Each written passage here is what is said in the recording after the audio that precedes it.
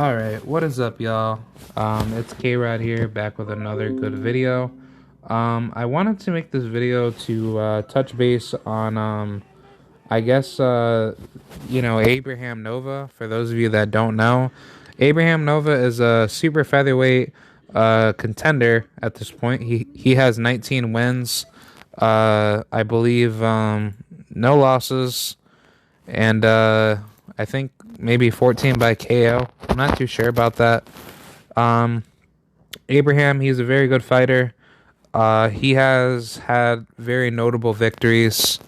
I would say against Avery Sparrow, and then I guess like the rest, not too many. I mean, honestly, Sagawa, that was a decent fight, but I mean, either or, Abraham Nova, he's not getting the attention that he was promised to go to Top Rank for. I think at this point, Bob Arum has pretty much screwed himself as a promoter for his fighters, and it just seems like guys that are on the come up for any up and coming contenders for boxing don't get that same respect compared to guys that go to PBC. And guess what? If you win or lose or draw, at least PBC puts you on TV. And Al Heyman, he's actually giving you that opportunity to prove yourself in the ring, to give yourself, the media attention. And this is pretty much similar to my video that I just posted out. If y'all want to see of how to fix the sport of boxing, there's a lot of lack of media coverage for fighters that don't get enough media time, and that needs to be encouraged more, so that way fighters can have their opportunity on all competing networks, whether that needs to have to be in some form of like a fight league where you're on a network, which could be used as like a fight league team roster. But it's like these fighters are like all free agents in their own nature, but they're all fighting to compete for a higher ranking on a world scale level, and then these fights will bring them to a higher contention to challenge for upper echelon opponents. Plus, on top of that, if boxing had tournaments, that would definitely get fighters, names up there. And now that I've kind of touched a little bit more base on boxing tournaments, you guys can probably understand what I'm trying to say with these tournaments. These tournaments could probably be a lot more easier than having to just fight guys on certain, certain promoters' political likings, and not having to just wait up on, if this fighter is good enough to fight you or not. And then there's like a lot of political, political protectionism to protect fighters on the hopeless, not fighting guys on the coincidental or murderous row black fighters, or murder row, black fighters. I'm just kind of putting that out there as a prime example, but like you kind of understand what I'm saying. Like, the best fighting the best consistently at a market competition level of high upper echelon fight league tournaments, or competing networks, to have fighters sign up for the highest competition only, not weak fighters fighting other upper echelon fighters, good fighters fighting each other, guys that are young, hungry, and they want to show themselves who they are to be at the top of their division. And for a guy like Abraham Nova, even though that, he is not doing good for his physical status, as I've heard certain reports that he has been injured.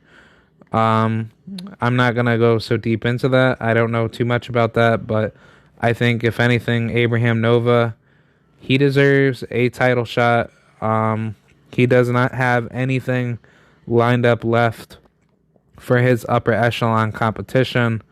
For what he has to do, I think Bob Arum should at least give him that opportunity to fight any champion at 130 pounds, even though, he has a lot of opposition that would say no to that, to say, hey, give me my opportunity.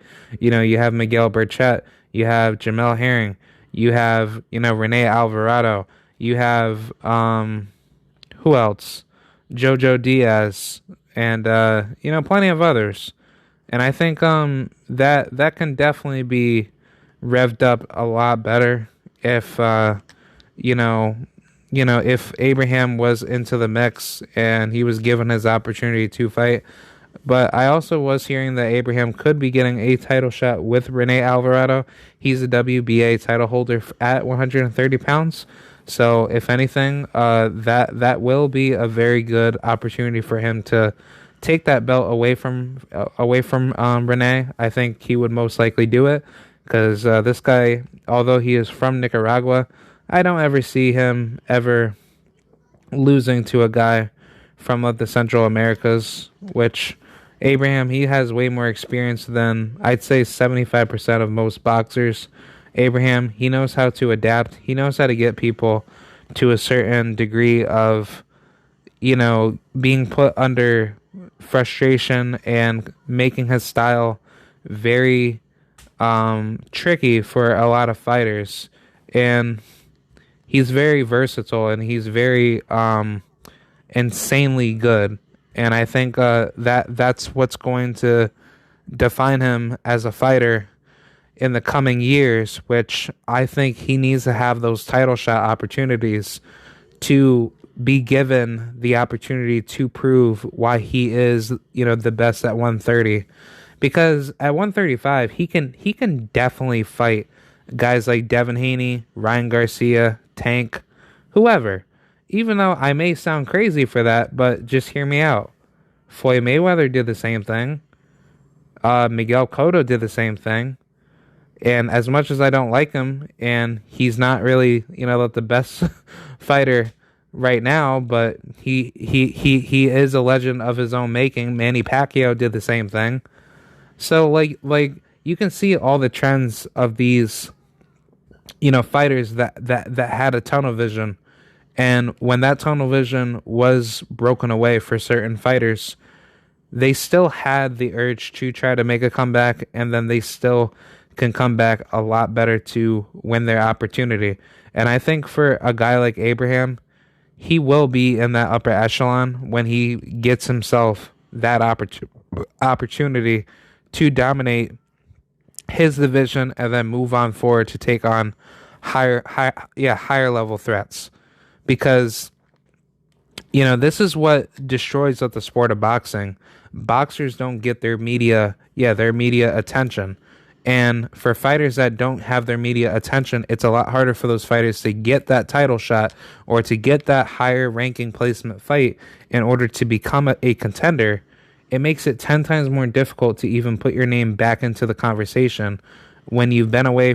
Like when you've been away from the game, from the sport of boxing for so long, that it destroys basically the marketing aspect of your brand and basically your chances to be well known at a global level. And do I think Abraham Nova is at that level? No, I don't think so. I don't think at this point, even though that he is suffering a bad injury, I think it's like a torn Achilles or something.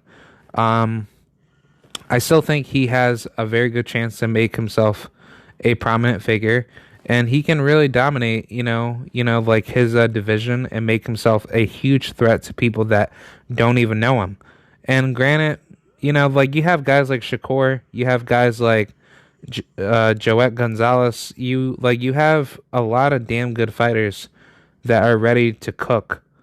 Wait a minute, hold on. I think Joet, he's at 126, but either or, it's just like you have so many good, competitive fighters that are, on the come up, and no matter what the cost may be, I just say take it, because you know what these people are going to do to you. You know how they're going to be calling you out, and you know how they're going to be talking down on you once you get a belt, or even when you're talking about one. It definitely needs to happen, and it definitely needs to be made for your legacy to be defined and to show that you are not afraid of nobody. And that's what a lot of fighters are doing. A lot of fighters don't want to smoke with other fighters. You know, like I took a look at this other fighter on BoxRec. His name is Sergio Garcia. I believe he fights at 154. BoxRec has this guy ranked at like 40 or like, hold on. Let me just type it up. Sergio Garcia. Yeah, he's like, he's some really trash fighter from Spain. But this guy is number 20 in the world according to BoxRec. Knowing that he has never fought any of what the top 5 contenders that are at his level. But the guys that he could be fighting right now is Israel Madrimov, Sebastian Fundora, Magomed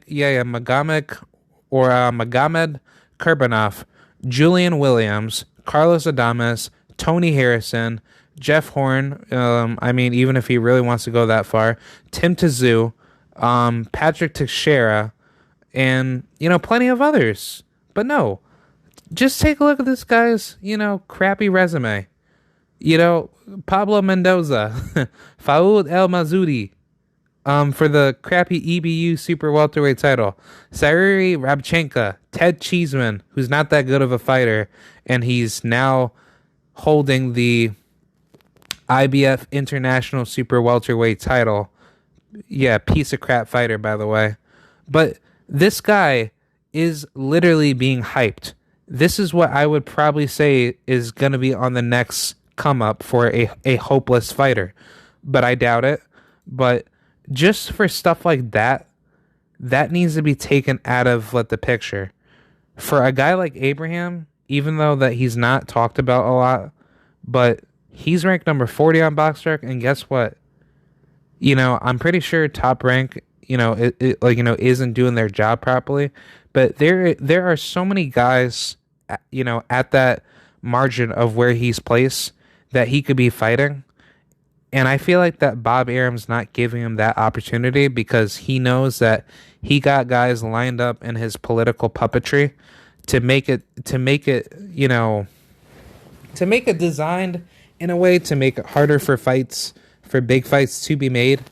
And it's never going to be made because Bob Arum is using fighters for his own benefit rather than giving fighters what they've asked for. Just give me these fights with these guys that are with you in Top Rank, and let me just prove to the world why I'm here to basically make a statement. And I think that's really what destroys the sport of boxing. Promoters have all this power to determine what a fight needs to be, and the issue is just that fighters are making too many excuses on the financial level to not fight each other when clearly they just need a fight. There just needs to be a large organization, similar to what the NBA has, where there's competing fighting organizations, and just let people fight. But the money issue can be solved later. But if you have a competitive pool of fighters that go at it day in, day out, dude, the sport of boxing would be the number one sport in the fucking world. Excuse my French. But that's what boxing would be. But the problem is that people don't acknowledge that, and they just become a fan of the fighter just because that they're just a person. They don't become a fan of the sport. And that's what pisses me off about boxing, because these people use political excuses for this fighter to say, oh, this fighter can't fight this other fighter because that fighter didn't perform well in their last fight, so blah blah blah. Logic says that I need to not push for this fighter to fight this other fighter that's way better than them, or possibly at the same level level as them, because they need to prove themselves a bit more. No, get the hell out of here. If that fighter is good enough to beat that other fighter, let them fight. That's literally the whole point of boxing. The best fight the best. But it's people don't seem to get that. They just think boxing is just about people not fighting the best, and it's just all about political, favoritism of who's more popular, in their fights. And, it's somehow all about what the man, these man fans. That's basically, uh, that's basically what's destroying, what the sport. And that needs to be taken out of the picture. But hopefully, sooner than later, that will be taken away one day. And I think like for Abraham Nova, he will get his opportunity very soon. Hopefully, he can get that world title shot against Rene Alvarado. I'm pretty sure he will. He'll beat the shit out of him. He'll get his he'll get his title, and then after that, he can kind of do what he has to do. So, okay. I think that's pretty much what I have to say. I just wanted to kind of make this video to give support to Abraham Nova, because he's a very good fighter and he does not get the respect that he deserves as a fighter. So, that's pretty much what I have to say, guys. Thank you very much for watching this video. And this is Kieran Rodriguez signing out once again. Bye. Thank you.